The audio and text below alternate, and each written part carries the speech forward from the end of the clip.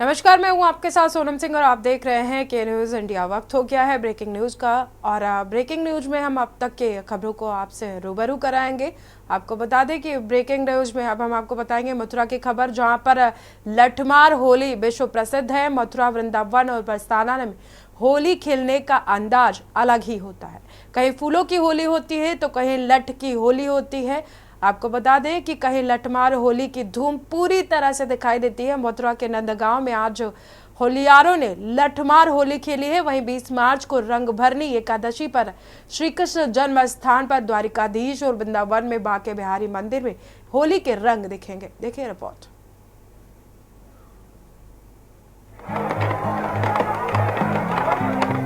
रंगों के त्योहार होली से पहले ही भगवान कृष्ण की नगरी मथुरा जश्न में डूबी हुई है।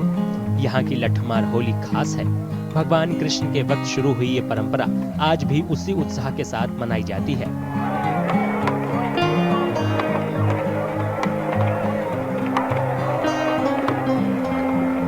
बरसाना और नंदगांव में लठमार होली की खास धूम होती है। ऐसा इसलिए क्योंकि बरसाना राधा रानी का जबकि नंदगांव भगवान कृष्ण का घर माना जाता है।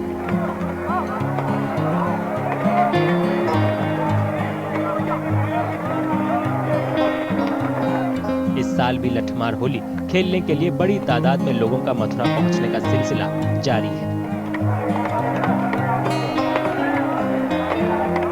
सभी ग्वालवाल लोगों के साथ नंदगांव से होली खेलने के लिए श्री बरसाना धाम पधारे हैं। आज के उत्सव का परंपरागत से 5,500 साल से ये उत्सव चलता आ रहा है। नंदगांव से सभी ग्वालवाल ढालों को तैयार करके आए। ये ढाल देखो, 1 महीना पहले बसंत पंचमी से उत्सव की तैयारी शुरू हो जाती है। सरसों के तेल में खूब ढालों को भगोया जाता है। ब्रज गोपियां जो होती हैं वो लट्ठों पे तेल लगाती है, खूब मसक के, ब्रज भाषा में ठोक के यानी कि तेल लगाती हैं। लठमार होली की खास मान्यता है। कहा जाता है कि भगवान कृष्ण बरसाना जाकर राधा और गोपियों पर रंग फेंक कर उन्हें सताते थे, जबकि कृष्ण को सबक सिखाने के लिए राधा और गोपियां उन्हें डंडे से मारती थी। इससे बचने के लिए कृष्ण ढाल का इस्तेमाल करते थे और यहीं से लठमार होली की परंपरा की शुरुआत हुई। लठमार होली के अलावा गालियों की होली भी खास है। इसमें पुरुष और महिलाएं एक दूसरे को रंगों से सराबोर करने के साथ साथ खास अंदाज में गालियां भी देते हैं, जो ब्रज इलाके की परंपरा का हिस्सा है।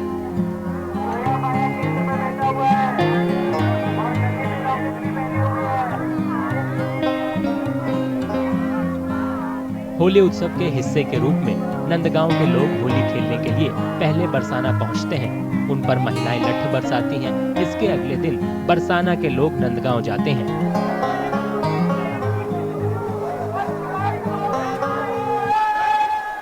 नंदगांव के आते हैं तो होली खेलते हैं हमारे साथ में। अभी पहले वो मंदिर जाएंगे, दर्शन करके आएंगे, उसके बाद में नीचे आके फिर हमारे साथ होली खेलते हैं और हम उनके ऊपर लाठी प्रेम की बरसाते हैं।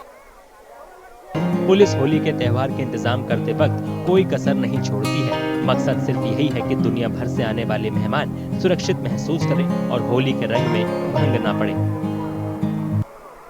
पुलिस के यहाँ पर व्यापक प्रबंध किए जाते हैं क्राउड मैनेजमेंट को लेकर, और आप देख रहे हैं कि सारे श्रद्धालुगण इधर से लठमार होली खेलते हुए जाते हैं। यह एक परंपरा है भगवान श्री कृष्ण जी के जमाने से ही कि नंदगांव के हुरियारे यहाँ पर आते हैं और यहाँ पर जो गोपिकाएं हैं वो राधा रानी जी की हैं, जो उनका जन्म स्थान है, और हमारी सारी व्यवस्थाएं मंदिर से लेकर यहाँ तक चाक चौबंद है। होली का ये उत्सव 1 हफ्ते से ज्यादा वक्त तक चलता है और रंग पंचमी के साथ खत्म होता है। होली का त्योहार इस साल 25 मार्च को पूरे देश में मनाया जाएगा।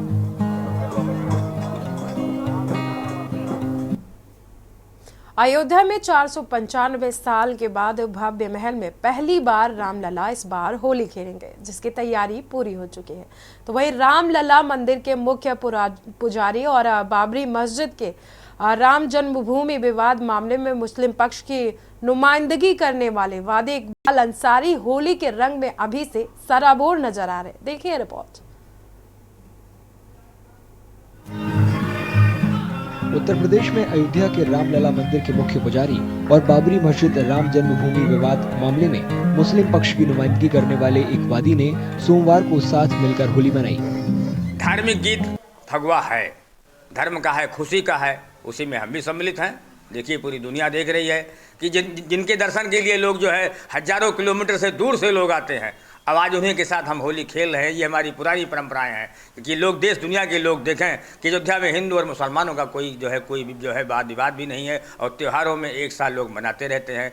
चाहे हिंदू का त्यौहार हो चाहे मुसलमान का त्यौहार हो, सब एक दूसरे से लोग मिले रहते हैं और मिलते जुलते हैं। इकबाल अंसारी और रामलला मंदिर के मुख्य पुजारी आचार्य सत्येंद्र दास ने कहा कि एक साथ होली मनाकर वे हिंदू और मुस्लिम समुदायों के बीच शांति और भाईचारे को बढ़ावा देने की उम्मीद करते हैं। होली का उत्सव शुरू हो गया है, अब इसके बाद दिन प्रतिदिन बढ़ता जाएगा। होली दिन तक यह उत्सव प्रतिदिन होता रहेगा और जगह जगह होते रहेंगे, इसलिए कि जब सारे देश दुनिया के लोग जानें कि भाईचारे की भावना किस प्रकार से है, किस प्रकार से इकबाल अंसारी के साथ में हम लोगों ने होली खेला है, जो बहुत ही अच्छा है, बहुत सुंदर है। ये देशवासियों के लिए सौहार्द का और आपसी मेल भाव का और सद्भावना का यह संदेश जाता है। परंपरागत रूप से होली को लोगों के बीच भाईचारे की भावना को बढ़ावा देने से जोड़ा गया है। इस त्योहार में आपसी मतभेदों और शिकायतों को दूर करके एक दूसरे को गले लगाने का संदेश दिया जाता है। लोकसभा चुनाव की तारीखों का ऐलान हो चुका है। पूरा चुनाव 7 फेज में कराया जाएगा और पहले चरण की वोटिंग 19 अप्रैल से शुरू होगी।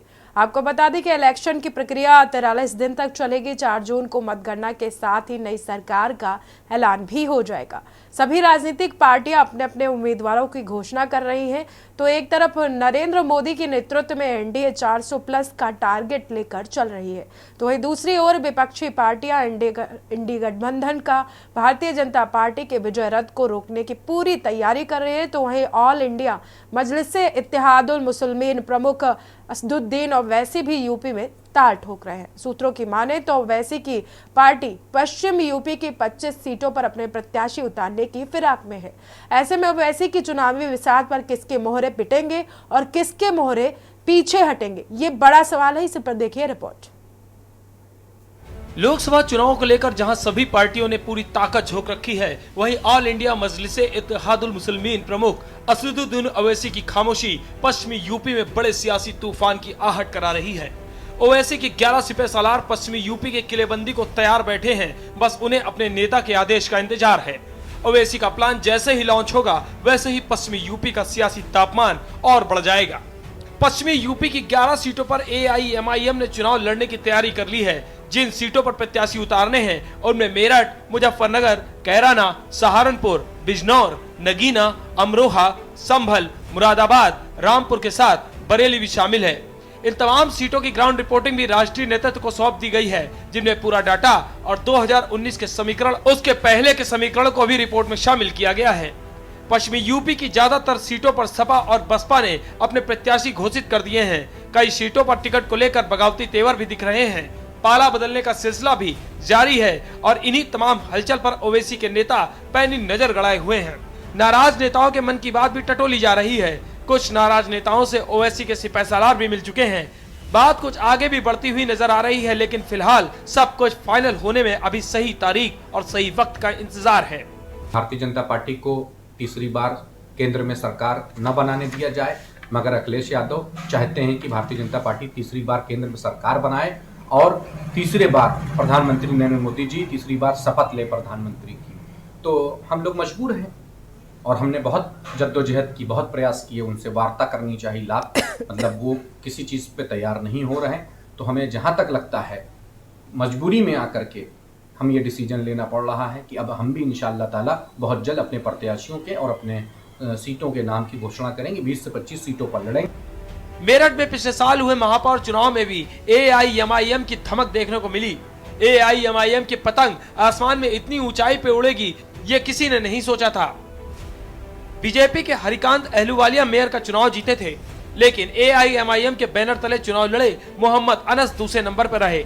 सपा की साइकिल लेकर मैदान में उतरे MLA अतुल प्रधान की पत्नी सीमा प्रधान तीसरे नंबर पर रही और हाथी की सवारी के सहारे उतरे हसमत मलिक चौथे नंबर पर रहे। इतना ही नहीं, मेरठ नगर निगम में 11 पार्षद AIMIM के जीते, जबकि 9 सीटों पर पार्षद प्रत्याशी दूसरे नंबर पर रहे थे। इस जीत को सबने चौंका दिया और असदुद्दीन ओवैसी के लिए नए रास्ते भी खोल दिए। लोकसभा चुनाव में अब ओवैसी बीजेपी और विपक्ष के सामने नई चुनौती पेश करने की तैयारी में है। ओवैसी ने यूपी में 7 सीटों पर चुनाव लड़ने का खुला ऐलान किया है, लेकिन सूत्रों की माने तो ओवैसी की पार्टी अब पश्चिमी यूपी में 25 सीटों पर अपनी उम्मीदवार उतारने की तैयारी में है। ऐसे में बीजेपी की बी टीम कही जाने वाली AIMIM विपक्ष को कितना नुकसान पहुंचाएगी और बीजेपी के वोट बैंक में कितनी सेंधमारी करेगी, ये बड़ा सवाल है। विनीत शर्मा, स्पेशल डेस्क, के न्यूज इंडिया। देश भर में लोकसभा चुनाव की तारीखों का ऐलान हो चुका है। उत्तराखंड में पहले चरण में 19 अप्रैल को मतदान होगा। वहीं राज्य गठन के बाद पहली बार ये मतदान होगा और मतगणना जो है उसका जो अंतर है 46 दिनों का देखा जा रहा है।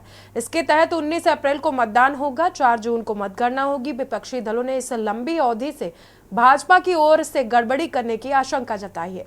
वहीं चुनाव प्रचार के लिए प्रत्याशियों के पास 30 दिन से कम का समय बचा है। ऐसे में प्रत्याशियों को जमकर मेहनत करनी होगी। हालांकि परिणाम के लिए काफी इंतजार करना होगा। वहीं देवभूमि उत्तराखंड की 5 लोकसभा सीटों पर जीतने के लिए भाजपा और कांग्रेस की टक्कर आमने सामने से देखी जा रही है। भाजपा ने एक और जहां 5 सीटों पर अपने प्रत्याशियों की घोषणा कर दी है, तो वहीं कांग्रेस अभी 3 सीटों पर प्रत्याशियों की घोषणा के बाद अभी 2 सीटों पर टिकट फाइनल नहीं कर पाई है। आपको बता दें कि कांग्रेस हरिद्वार और नैनीताल लोकसभा सीट पर प्रत्याशी के चयन पर अभी भी मंथन कर रही है। वही खबर है कि हरिद्वार सीट से टिकट के लिए पूर्व सीएम हरीश रावत, पार्टी के प्रदेश अध्यक्ष करण महारा हाईकमान से पैरवी कर रहे हैं। वही नैनीताल सीट से भी टिकट के कई दावेदार लंबी मामले को खींच रहे हैं और हाईकमान से अपील कर रहे हैं कि उनको टिकट दिया जाए। वहीं एक तरफ जहां कांग्रेस प्रत्याशियों पे मंथन करने में जुटी हुई है, तो दूसरी ओर भाजपा के चुनाव प्रचार अभियान को धार दे चुकी है। इसके तहत 5 सीटों पर आक्रामक प्रचार अभियान शुरू कर दिया गया है। सवाल यह है कि आखिर क्यों कांग्रेस अब तक प्रत्याशियों की घोषणा नहीं कर पाई है। सवाल यह भी है कि 1 माह से कम का समय बचा है, कांग्रेस प्रत्याशियों का अब तक निश्चित नहीं कर पाई है, प्रत्याशियों की घोषणा नहीं कर पाई है, तो प्रचार प्रसार कांग्रेस कैसे शुरू करेगी, इसी पर देखें रिपोर्ट।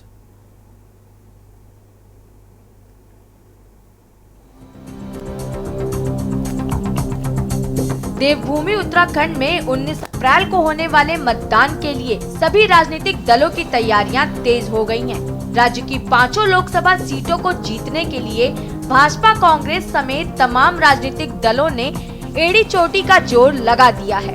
चुनावी तैयारियों में विपक्षी दलों से आगे चल रही भाजपा 400 से अधिक सीटें जीतने का दावा कर रही है।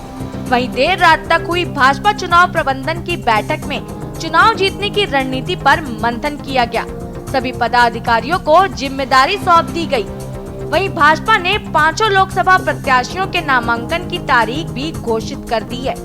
इसके तहत 22 मार्च को अल्मोड़ा सीट, 23 मार्च को हरिद्वार, 27 मार्च को नैनीताल और टिहरी, जबकि 26 मार्च को पौड़ी प्रत्याशी नामांकन करेंगे।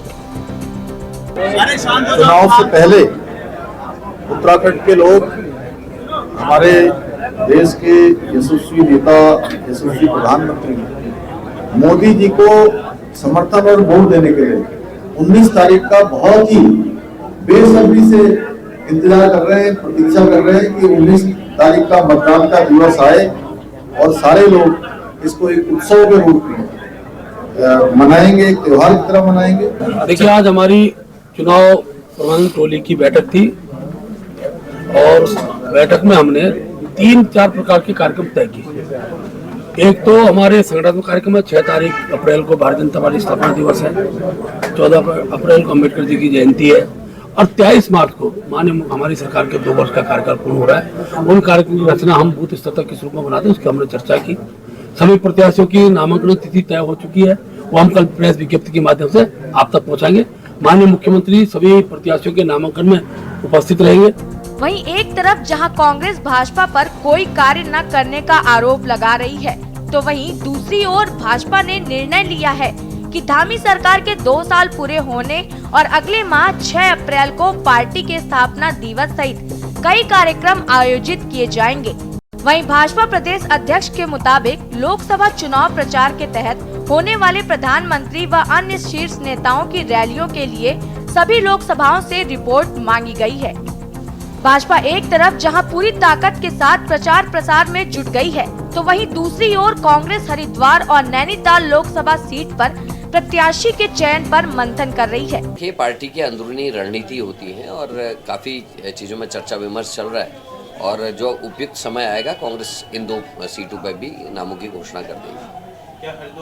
हाँ, कुछ अवधि लंबी लग रही है। देखिए, यहाँ पर 19 अप्रैल को चुनाव है और 19 अप्रैल से 4 जून के बीच में एक लंबी अवधि है जिसमें खेला हो सकता है। तो हम उस जो अप्रत्याशित चीजें जो हो जाती हैं इस 1.25 महीने के दौरान, जो सत्तारूढ़ दल के द्वारा गड़बड़ झाला किया जाता है और देखा गया है कि जहां भी काउंटिंग में, नतीजों की घोषणा में और वोटिंग में अवधि कम रही है, वहां जो है विपक्षी दलों ने बढ़त बनाई है और जहां भी अवधि ज्यादा रही है वहां भारतीय जनता पार्टी के कैंडिडेट जीते हैं। इसका मतलब हमें पूरी आशंका है कि कुछ गड़बड़ उस दौरान हो सकती है और एक इंतजार भी कुछ जरूरत से ज्यादा लंबा है। उत्तराखंड की जनता 19 को वोट करेगी और 4 जून तक उसको वेट करना पड़ेगा। तो अवधि तो निश्चित रूप से ज्यादा है, लेकिन अब है तो क्या करें, मरता क्या ना करता, स्वीकार तो करना पड़ेगा। कांग्रेस का डाउनफॉल शुरू हुआ और कांग्रेस संगठन और सरकारों में टिकट देने की बात हो, पार्लियामेंट में हो, विधानसभाओं में हो, उससे निचले स्तर पे हो, तो लीडर्स जो होते हैं, लीडर यानी कि जो जनता की आवाज़ होते हैं, उन लोगों को तरजीह नहीं दी गई। तो खोखले होते चले गए, सब सिफारिशी, पूंजीपति, जुगाड़ू, करप्ट, दलाल टाइप के लोग जो हैं वो कांग्रेस में पदों पर बैठे रहे। तो लड़ने का मादा नहीं है। कांग्रेस वीक होती गई, संगठन कमज़ोर होता गया। फिर उनकी जो पॉलिसीज़ रही, यानी कि माइनॉरिटी का अपीजमेंट, यानी कि जो है आप समझ लीजिए माइनॉरिटी आप समझते हैं अल्पसंख्यकों का अपीजमेंट, वो भी लोगों को अच्छा नहीं लगा। कुल मिलाकर लोकसभा चुनाव के लिए समय बेहद कम है। यही वजह है कि राज्य में राजनीतिक सरगर्मियां तेज हो गई हैं। एक तरफ जहां भाजपा अपने विरोधी दलों से चुनावी तैयारियों के लिहाज से काफी आगे निकल गई है, तो वहीं दूसरी ओर कांग्रेस समेत तमाम विपक्षी दल अभी तक प्रत्याशियों पर ही मंथन कर रहे हैं। ऐसे में सवाल ये है कि आखिर कांग्रेस कब तक प्रत्याशियों का ऐलान करेगी और कब ये प्रत्याशी चुनाव तैयारियां शुरू करेंगे। देखना होगा कि 2024 का चुनाव किसको जीत का स्वाद चखाता है और किसको हार से सामना करता है। Uttarakhand desk report. फिलहाल रुकते हैं एक छोटे से ब्रेक के लिए, जल्द हाजिर होता है। ब्रेक के बाद स्वागत है। इसी बीच बदायूं से खबर सामने आ रही है। आपको बता दें कि 2 मासूम बच्चों की कुल्हाड़ी से काटकर हत्या की गई थी बदायूं में। 13 साल के अन्नू, 8 साल के आयुष की बेरहमी से हत्या की गई। घर में घुसकर कुल्हाड़ी से काटकर बच्चों की हत्या की गई। हत्या का एक आरोपी जावेद पुलिस की मुठभेड़ में ढेर।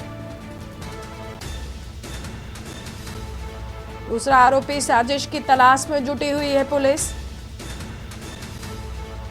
पुलिस पर हमले की कोशिश में मारा गया जावेद। मंडी चौकी से चंद कदम की दूरी पर खौफनाक कांड को अंजाम दिया गया।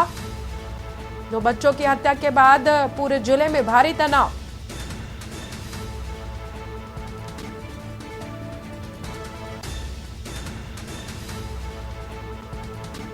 दो बच्चों की हत्या के बाद बदायूं में भारी तनाव देखने को मिल रहा है।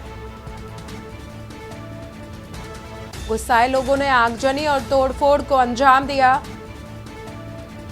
डीएम और एसएसपी समेत कई थानों की पुलिस फोर्स मौके पर मौजूद। बदायूं से खबर आपको बता रहे हैं, जहां पर 2 मासूम बच्चों की कुल्हाड़ी से काटकर हत्या कर दी गई है। इसी खबर पर हमारे साथ जुड़ चुके हैं रितेश चौहान बदायूं से। रितेश, बच्चों की हत्या के बाद वहां पर परिजनों ने आगजनी और तमाम लोगों ने गुस्से में आकर के तोड़फोड़ भी की है, क्या कुछ स्थिति इस वक्त है वहां पर? देखिए बिल्कुल आप यहाँ पर हम अभी घटनास्थल पर मौजूद हैं। यहाँ पर अगर स्थिति की बात की जाए तो स्थिति सामान्य है। तमाम अधिकारी यहाँ पर मौके पर मौजूद हैं। जैसा कि हम आपको दिखाना चाहेंगे, यहाँ पर अभी तक जो भीड़ जो है एकत्रित है और यहाँ पर शांति व्यवस्था कायम है। तमाम अधिकारी जो है यहाँ की व्यवस्थाओं में लगे हुए हैं। और अगर हम कार्रवाई की बात करें तो यहाँ पर आरोपी का जो पिता था उसे पुलिस ने हिरासत में लिया है और आरोपी को रात ही मुठभेड़ में ढेर किया गया है। फिलहाल एक आरोपी जो है अभी पुलिस की हिरासत में है और अग्रिम कार्रवाई की जा रही है। यहाँ पर अधिकारी की हम बात करें तो अधिकारी रात से ही मौके पर मौजूद है। एडीजी, आईजी समेत कमिश्नर समेत अन्य अधिकारी मौजूद है और तमाम पहलुओं पर जांच की जा रही थी। रितेश, वहां पर जो लोग मौजूद हैं उनका क्या कहना है इस हत्याकांड को लेकर के? आखिरकार किस वजह से इसको अंजाम दिया गया और इस तरह से निर्मम हत्या बच्चों की क्यों की गई?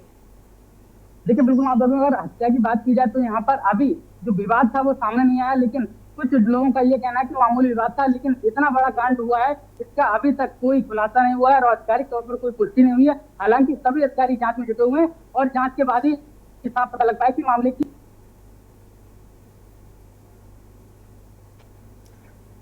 रितेश अनम्यूट करिए।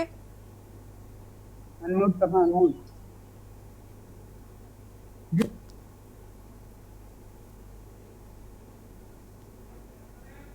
बदायूं में 2 बच्चों की हत्या के बाद पूरे जिले में तनाव का माहौल दिखाई दे रहा है। मंडी चौकी से चंद कदम की दूरी पर खौफनाक हत्याकांड को अंजाम दिया गया है। आपको बता दें कि 2 बच्चों की हत्या के बाद पूरे जिले में भारी तनाव देखने को मिल रहा है। मंडी चौकी से चंद कदम की दूरी पर इस हत्याकांड को अंजाम दिया गया है।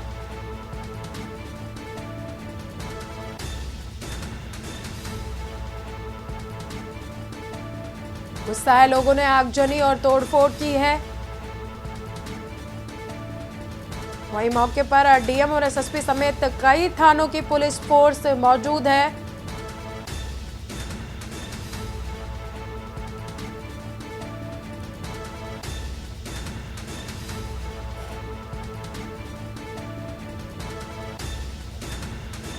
बदायूं में 2 मासूम बच्चों की हत्या के बाद माहौल बिगड़ता हुआ दिखाई दे रहा है। वहां पर लोग जो है वो गुस्साए हुए हैं। शांति व्यवस्था को लेकर पैरामिलिट्री फोर्स को भी अब तैनात कर दिया गया है। आने जाने वाले वाहनों की चेकिंग की जा रही है। आरोपी के जले हुए कोके को पुलिस ने हटाया है। शांति व्यवस्था को लेकर पैरामिलिट्री फोर्स को तैनात किया गया है। आने जाने वाले वाहनों की भी अब पुलिस प्रशासन की तरफ से चेकिंग की जा रही है। मौके पर तमाम आला अधिकारी मौजूद हैं। बदायूं में 2 बच्चों की हत्या का मामला, आरोपी के जले हुए कोके को पुलिस ने हटाया है। शांति व्यवस्था को लेकर पैरामिलिट्री की फोर्स तैनात की गई है। पुलिस प्रशासन, कई थानों की पुलिस भी मौजूद है मौके पर। आने जाने वाले वाहनों की चेकिंग की जा रही है।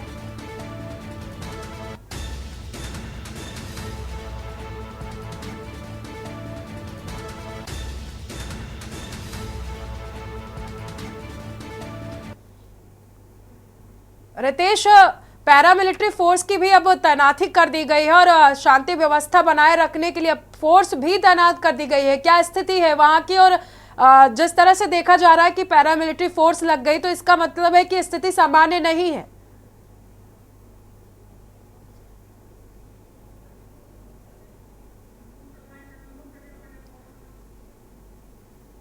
रितेश, आप अपना अनम्यूट करिए फोन को। अनम्यूट नहीं किया। देखिए बिल्कुल मौजूद हैं और जांच की जा रही है। और जैसा कि आप हमारे पीछे देख सकते हैं, भीड़ अभी भी मौजूद है और स्थिति हालांकि सामान्य है, लेकिन तमाम पहलुओं पर जो है जांच चल रही है और अधिकारी जांच में जुटे हुए हैं। फिलहाल आरोपी के पिता को पुलिस ने हिरासत में लिया है और कुछ